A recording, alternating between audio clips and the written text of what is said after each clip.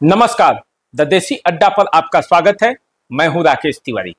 देखिए, सारण प्रमंडल के 4 लोकसभा सीटों पर जितनी मजबूत एनडीए दिख रही थी, मतदान के दौरान उतनी मजबूती दिखी नहीं। कागजों पर मजबूत दिखने वाली एनडीए आखिर क्यों कमजोर पड़ी और उसे सीटों पर संघर्ष करना पड़ा। चुनाव के पहले तक ऐसा लग रहा था कि सारण प्रमंडल की 4 सीटों पर एनडीए एक तरफा जीत हासिल करेगा, कहीं कोई मुकाबला ही नहीं है। लेकिन मतदान आते आते परिस्थितियां ऐसी बनी कि 4 में से 3 सीटों पर एनडीए को संघर्ष करना पड़ा, मुकाबला करना पड़ा। गोपालगंज की सीट को छोड़ दें तो सारण प्रमंडल की 3 सीटें, सीवान, महाराजगंज और सारण, इन 3 सीटों पर जबरदस्त मुकाबला है। और इस मुकाबले के पीछे की कहानी क्या है? क्या सारण प्रमंडल में मजबूत दिखने वाली एनडीए की तैयारी वैसी नहीं थी? क्या सारण प्रमंडल के मुसलमानों को लेकर जो कहा जा रहा था कि हिना साहब की नाराजगी के वजह से इस बार वे राजद से खफा ही रहेंगे, तो क्या हुआ मुसलमानों के वोटों का? और एनडीए को कैसे अंतिम समय पर गियर बदलकर मामले को ठीक करना पड़ा? आज पूरी बातें होंगी।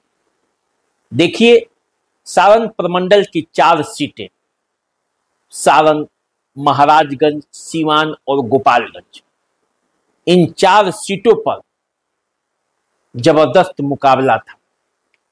एनडीए ने 3 सीटों पर अपने पुराने प्रत्याशियों को मैदान में उतारा था।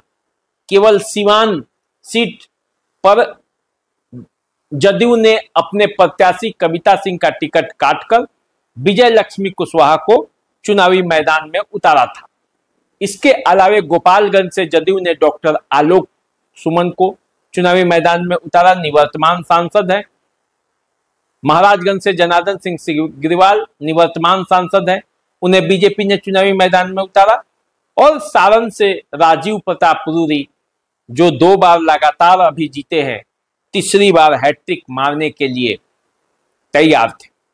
इसके पहले भी वह सांसद रह चुके हैं, तो सारण से वे प्रत्याशी थे बीजेपी के। आरजेडी ने यहां, महागठबंधन ने यहां अपनी पूरी रणनीति ही बदल दी, चारों के चारों प्रत्याशियों को बदल डाले। और उस बदलने का परिणाम क्या हुआ, ये मैं आगे चर्चा करूंगा। लेकिन सारण से चंद्रिका राय के बदले इस बार लालू प्रसाद यादव खुद अपनी पुत्री रोहिणी आचार्य को चुनावी मैदान में उतारे। महाराजगंज से पूर्व सांसद प्रभुनाथ सिंह के पुत्र रणधीर सिंह के बजाय इस बार कांग्रेस प्रत्याशी के तौर पर आकाश प्रसाद सिंह चुनावी मैदान में उतरे। सीट को लेकर कई हंगामा भी हुआ, रणधीर सिंह ने पाला भी बदला, लेकिन ये सीट अंततः आकाश प्रसाद सिंह के लिए रखा गया, कांग्रेस से उन्हें टिकट दिया। सीवान से आरजेडी ने हिना साहब, मोहम्मद साहबुद्दीन की पत्नी हिना साहब की जगह अवध बिहारी चौधरी को चुनावी मैदान में उतारा। और गोपालगंज में आरजेडी ने सुरेंद्र राम महान की जगह ये सीट वीआईपी को दे दी और वीआईपी ने यहां से चंचल पासवान को चुनावी मैदान में उतारा। अब जब दोनों तरफ से प्रत्याशी उतर गए और मतदान यहां हुआ, तो जो परिस्थितियां बनी उससे यही अंदाजा लगाया जा सकता है कि अंतिम समय में बहुत खेल हुआ। और आरजेडी ने जो सोचकर यहां सीटें बदली, उसे कितनी सफलता मिली। एनडीए ने जो सोचकर अपने पुराने नेताओं को ही उतारा, उसका क्या फलाफल रहा, इस बात पर चर्चा की जाएगी। और आज चर्चा इस बात की भी होगी कि चुनाव में जो मतदान हुआ उसमें किसका पलड़ा भारी रहा, सारण प्रमंडल में एनडीए गठबंधन का पलड़ा भारी रहा या इंडिया गठबंधन का पलड़ा भारी है। तो देखिए, इस बार जो बीजेपी ने अपने सांसदों को चुनावी मैदान में उतारा था, उसमें सिग्रीवाल 2 बार सांसद रह चुके हैं, तीसरी बार महाराजगंज से वे प्रत्याशी बनाए गए थे। इसी तरह राजीव प्रताप रूडी भी तीसरी बार हैट्रिक मारने के लिए प्रत्याशी बने थे और आलोक कुमार सुमन 1 बार सांसद रह चुके हैं गोपालगंज से, दूसरी बार जदयू ने उन्हें उतारा था। तो इन तीनों प्रत्याशियों को लेकर एंटी इनकम्बेंसी बहुत जबरदस्त था। जनता के बीच सिग्रीवाल हो, चाहे राजीव प्रताप रूडी हो, चाहे आलोक सुमन, इन तीनों को लेकर जबरदस्त नाराजगी थी। कोई नाम नहीं सुनना चाहता था। सब कहते थे क्षेत्र में कोई काम नहीं किए, जनता से कनेक्ट नहीं है। सिग्रीवाल को जनता से कनेक्ट है तो लोग कहते थे कि केवल कथा पूजा में आते हैं, इससे क्षेत्र का विकास कैसे होगा। राजीव प्रताप रूडी को हवाई नेता बताते थे और आलोक कुमार सुमन पर भी काम नहीं करने का आरोप लगा रहा। तो इतनी जबरदस्त एंटी इनकम्बेंसी के बीच जब लोगों को नए प्रत्याशियों का विकल्प मिला तो उनका मन और मिजाज भी बदला। लेकिन अंततः मोदी का जो मैजिक है वो चला। मोदी के नाम पर लोगों ने इनको बोलते बोलते भी इनके पक्ष में मतदान कर दिया और जिसका नतीजा ये रहा कि जनार्दन सिंह सिग्रीवाल चुनावी लड़ाई में आगे दिख रहे हैं। जिसका नतीजा ये हुआ कि रूडी जिस तरह से हवा में उड़ जाने वाले थे वो उड़े नहीं हैं, लेकिन वहां संशय की स्थिति है। बचते बचते भी रूडी बच पाएंगे कि नहीं, ये देखने वाली बात है। सबसे सुरक्षित सीट कोई है तो वो गोपालगंज है, जहां से आलोक कुमार सुमन इस बार फिर ऐसा लगता है कि वो बाजी मार सकते हैं, क्योंकि यहां चंचल पासवान जो वीआईपी ने जिन्हें उतारा था वो आलोक कुमार सुमन के सामने टिक नहीं पाए। पहले दौर से ही, मतलब जो चुनाव प्रचार होता है उसमें भी पीछे और मतदान में भी पीछे। तो कुल मिलाकर देखा जाए तो इन 3 सीटों पर महाराजगंज में सिग्रीवाल आगे दिखते हैं, गोपालगंज क्लियर है जनता दल यू के लिए, और सारण में संशय बरकरार है। ये देखना पड़ेगा। यदि सारण में छपरा में से 22 वोट एग्रेसिव होकर मतदान नहीं किए होंगे तो फिर मामला यहां उलझ सकता है। ऐसे माना जा रहा है कि रूडी के पक्ष में छपरा शहर के वैश्य समुदाय ने आगे बढ़ के वोट किया, लेकिन क्या वो 19 की तरह था, ये देखना अभी बाकी है और ये 4 जून को ही पता चलेगा। सबसे जबरदस्त मुकाबला सिवान को था। सारण प्रमंडल की इन 4 सीटों में सिवान ऐसी सीट थी जहां निर्दलीय प्रत्याशी हिना साहब का बोलबाला था। 3 सीटों पर सीधा सीधा मुकाबला रहा, लेकिन ये जो चौथी सीट सिवान की है, यहां त्रिकोणीय मुकाबला के आसार शुरू से ही बने। हिना साहब से ही विजय लक्ष्मी को भी लड़ाई करनी थी और अवध बिहारी चौधरी को। 2 महिलाओं के बीच अवध बिहारी चौधरी त्रिकोण बनाते दिखे, लेकिन मतदान आते आते और मतदान के समय ये मुकाबला लगभग सीधा सीधा हो गया। विजय लक्ष्मी और हिना साहब के बीच सीधा मुकाबला हो गया और इस मुकाबले में कहा जा रहा है कि टेम्पू छाप रेस में दौड़ रहा है, लेकिन विजय लक्ष्मी के चुप्पा वोटर, चुपचाप तीर छाप, ये वाले जो वोटर हैं उन्होंने खेल किया है और माना जा रहा है कि जो लड़ाई में नहीं थी विजय लक्ष्मी, जिनके प्रति लोगों में नाराजगी थी क्योंकि ये भाजपा या जदयू के मूल कैडर से नहीं आती, न किसी सीवान से उनका राजनीतिक पकड़ उनका था। जो पकड़ था उनके पति रमेश कुशवाहा का था, जो माले के नेता माने जाते हैं। पुराने समय में माले के लिए वो काम करते थे और जब वे माले में थे तब उस विचारधारा के हिसाब से काम करने की वजह से जो अभी कॉम्बिनेशन में जो चुनाव लड़ रहे हैं बीजेपी जदयू के टिकट पर, तो वैसी स्थिति में कार्यकर्ताओं के बीच नाराजगी थी।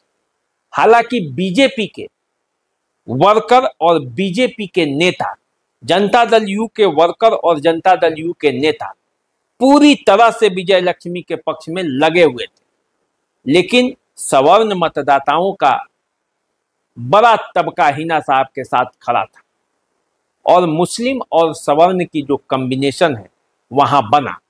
लेकिन अंतिम समय में ऐसा कहा जा रहा है कि कुछ सवर्ण मतदाता सीवान में टर्न होकर विजय लक्ष्मी के पास आए और जब वो आए हैं तो क्या इतनी संख्या में आए हैं कि सीवान की बाजी पलट जाए। दूसरी तरफ जो अति पिछड़ा वर्ग का वोट बैंक है, जो वैश्य समुदाय का वोट बैंक है, जो कुशवाहा है, जो कुर्मी है, वो सीवान में एकजुट विजय लक्ष्मी के पक्ष में हो गया। चुपचाप विजय लक्ष्मी के वोटर ज्यादा बोलते न तब थे न अब है, लेकिन अभी जो लड़ाई हुई, इस लड़ाई में अभी भी टेम्पो छाप के जो कार्यकर्ता है, जो नेता है, वो बोल रहे हैं और ये कह रहे हैं कि लड़ाई तो जीतेगी हिना साहब। इस बार चुनाव में उनकी रणनीति भी कुछ अलग थी और इसी का वजह है कि वो लड़ाई में इतनी मजबूती के साथ आगे बढ़े। तो देखिए, सारण प्रमंडल की यदि हम बात करते हैं तो कुछ बातें सामने आती है। पहली बात ये कि जो ये कहा जा रहा था कि सारण प्रमंडल में मुसलमान हिना साहब के वजह से आरजेडी का साथ छोड़ देंगे, तो ऐसा हुआ नहीं। केवल सीवान में जहां हिना साहब खुद प्रत्याशी थी, उसको छोड़कर महाराजगंज, सारण और गोपालगंज, इन तीनों जगहों पे मुसलमान आरजेडी को वोट देते हुए दिखे। इसका कारण भी था क्योंकि हिना साहब ने मुसलमानों के लिए कोई अपील जारी नहीं की, वो चुप थी। उन्होंने न लालू यादव के प्रति कुछ खिलाफत बात बोली और न नरेंद्र मोदी के प्रति, किसी के खिलाफ नहीं थी। वो सीवान के विकास के लिए काम करना चाहती थी और उन्होंने कोई अपील नहीं किया और इस वजह से मोदी विरोध के नाम पर मुसलमानों का वोट आरजेडी के पाले में चला गया। तो इन तीन जगहों पे लड़ाई जबरदस्त हो गई।